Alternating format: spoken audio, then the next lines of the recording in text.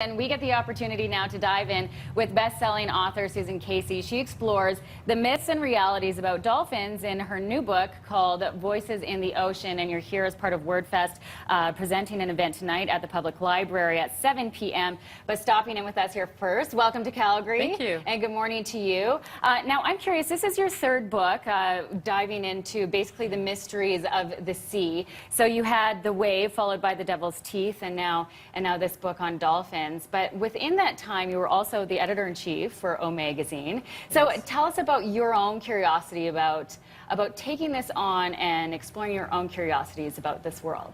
That's the key word, is curiosity. And the ocean, to me, is just this source of perpetual mystery. And it's so much of the planet. It's 72% on the surface of the planet, but actually 98% of the planet by volume, the living space, and we know so little about it. And I don't even really know when it started, this obsession with it, but that is what I think propels my books, is just this curiosity to find out what's underneath the surface. Right, and an event that occurred for yourself, which was an interaction with a pod of dolphins. Tell us about that.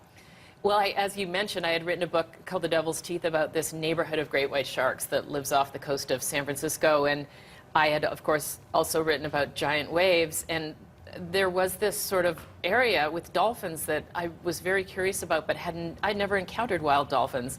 And then I had this encounter, which was unusual because it was, they spent quite a long time with me. I was in a state of grief over the death of my father, and so the timing felt very odd. And, you know, I've spent a lot of time in the water, never had an encounter like this with dolphins. So there was something about that one-on-one interaction that was, I'd seen everything, I think, but dolphins, and they were so different. And it was so clear that it was a someone. It was which is another different individual. Yeah, right, different to other species. Very. Yeah. I mean, look into the eyes of a great white shark, you don't really see this sort of sense of that they see you. Yeah, they see you differently. Any sort of interaction other than you might be a meal. Yeah. Right.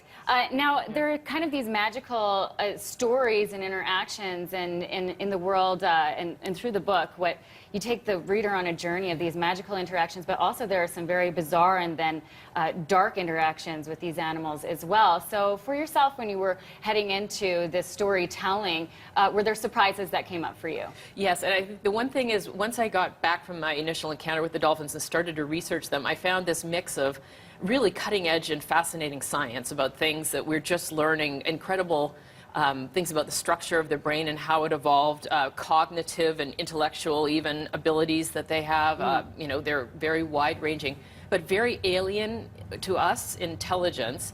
And then, of course, this lore and myth and you know, this human-dolphin relationship, which has a spectrum of extremes. There's everything from the brightest light to the darkest shadow. And I always say emotions run very hot around dolphins. There's something between our two species that's a very unique relationship. And in some of the communities that you discovered, there are those communities that revere dolphins as these magical creatures, and then there are other communities who act in the exact opposite way. Was that to your knowledge before you started writing the book?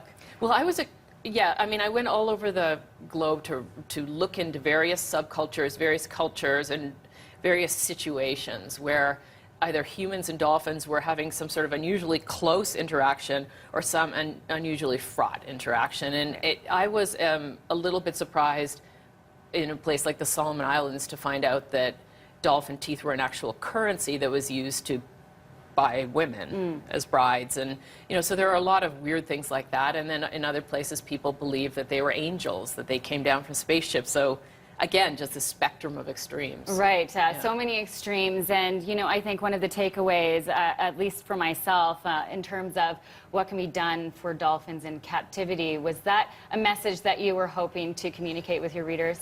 Yes, I think the more you learn about the natural history of dolphins, and not just bottlenose dolphins, but all of the species of dolphins. It's a real rainbow array. They're everything from little 3 feet Hector's dolphins all the way up to orcas, which are the biggest dolphin species in the ocean. They are all different, and they have as much difference in their tribes and societies and cultures as we do. And once you learn about them and everything that they're doing, and you see what an aquatic mirror it is, you really can't imagine that a swimming pool is the right place for these animals. And of course, along with that, the ocean really needs our care as well. It's, you know, there are a lot of things right now that we could do better in terms of how we are stewards of the ocean. Bringing light to this piece of the puzzle, this piece of the story, and also other tales of, you know, multiple facets in Voices in the Ocean by Susan Casey. You are here for an event. It is presented by WordFest, 7 p.m., A Journey into the Wild and Haunting World of Dolphins, the John Dutton Theater, 7 p.m. You can get tickets at wordfest.com. We'll also put links up on our website, breakfasttelevision.ca. Thank you so much for joining us this morning. A pleasure to speak with you, and you can learn more tonight